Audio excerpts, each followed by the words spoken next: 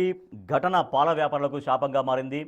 So దాంతో ఒక ఒక వ్యక్తి తన స్వార్థంతో చేసినటువంటి పని వల్ల అక్కడ ఆ పాల వ్యాపారం పైన ఆధారపడి బతుకుతున్నటువంటి కుటుంబాలకు ఇప్పుడు చాలా ఇబ్బందికరంగా మారింది. ఇప్పుడు లూజ్గా పాలు కొందామంటే ఎవరు కూడా అక్కడ పాలు కొనక తీవ్రంగా ఇబ్బందులు పడుతున్నామని చెప్తున్నారు. కల్తీ పాలు అమ్మి 5గురి ప్రాణాలు బలిగొన్న వ్యాపారి గణేష్ ప్రస్తుతం పోలీసుల అదుపులో ఉన్నాడు. అతన్ని పోలీసులు నిన్న రాత్రి ప్రభుత్వ ఆసుపత్రికి తీసుకొచ్చారు.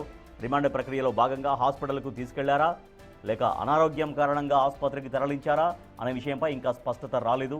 ఈ విషయంలో పోలీసులు ఇప్పటి వరకు ఎలాంటి క్లారిటీ ఇవ్వలేదు. మరోవైపు కల్తీ పాల నిందితుడు గణేష్ను ఇవాళ మేజిస్ట్రేట్ ముందు హాజరుపరిచే అవకాశం ఉంది.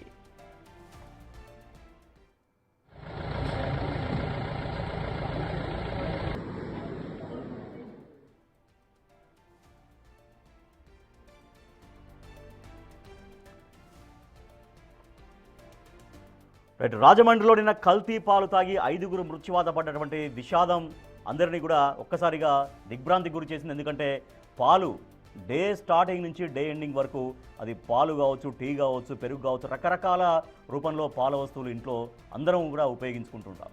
సో చాలామంది వ్యాపారులు అంటే లూజ్ పాలు కొనేటువంటి వాళ్ళు ఇప్పుడు భయాందోళనకు గురవుతున్నటువంటి పరిస్థితి.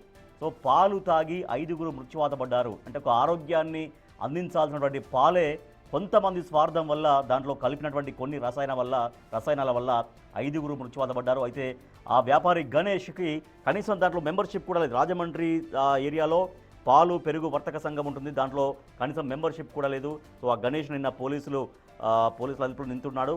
ఒక ఆసుపత్రికి తీసుకెళ్లారు. రిమాండ్ ప్రక్రియలో భాగంగా తీసుకెళ్లారా లేదంటే గణేష్కి ఏమైనా ఆరోగ్య సమస్యల వల్ల తీసుకెళ్లారా అనేది పూర్తిగా క్లారిటీ రాలేదు. బట్ ఇవాళ అయితే మ్యాజిస్ట్రేట్ ముందు హాజరుపరచబోతున్నారు గణేష్ని.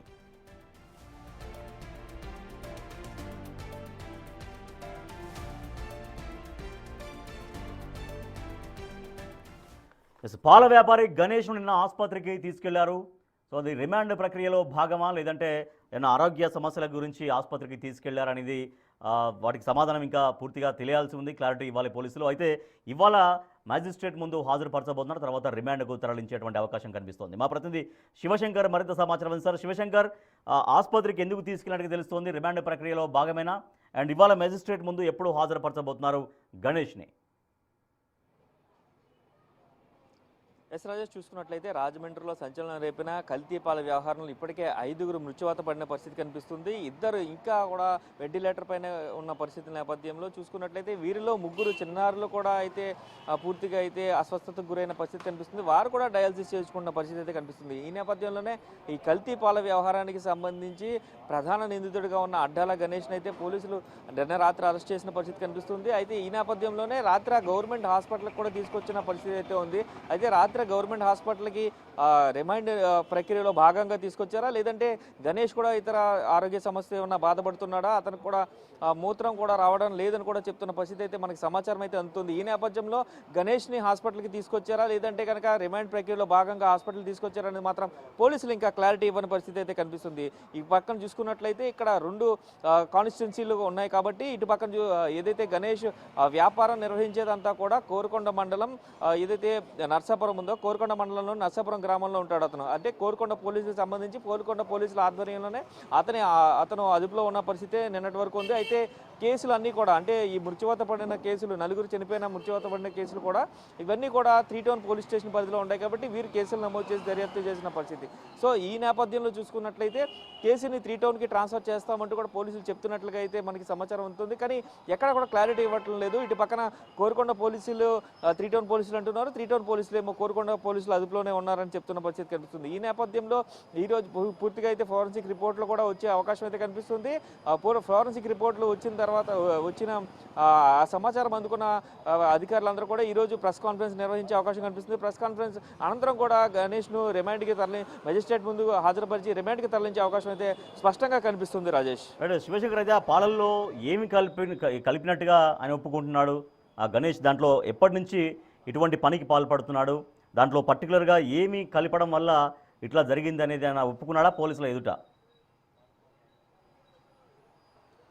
చూసుకున్నట్లయితే ఏదైతే 40 లీటర్ల పాలలో అయితే ఇథనాల్ గైకాల్ అనే ఒక రసాయనం కలిసినట్లుగా అయితే పోలీసులు కానీ అధికారులు కానీ ఇప్పటికే అంచనా వేస్తున్న పరిస్థితి కనిపిస్తుంది. అయితే దీనికి సంబంధించి ప్రాథమికంగా అయితే వారికి సమాచారం కూడా వచ్చినట్టుగా అయితే మనకు తెలుస్తుంది. ఈ ల్యాబ్ టెస్టులకు సంబంధించి ఫారెన్సిక్ రిపోర్ట్ అయితే ఇప్పటికే వారికి నివేదిక అందినట్టుగా కూడా మనకి సమాచారం అయితే ఉంది. అయితే ఈ నేపథ్యంలో చూసుకున్నట్లయితే అది కూలింగ్లో ఏదైతే రాత్రి కొన్న పాలని కూలింగ్లో ఉంచి అంటే ఫ్రిడ్జ్లో ఉంచి ఉదయం ఆ పాలని సేల్ చేసినట్టుగా కూడా తెలుస్తుంది.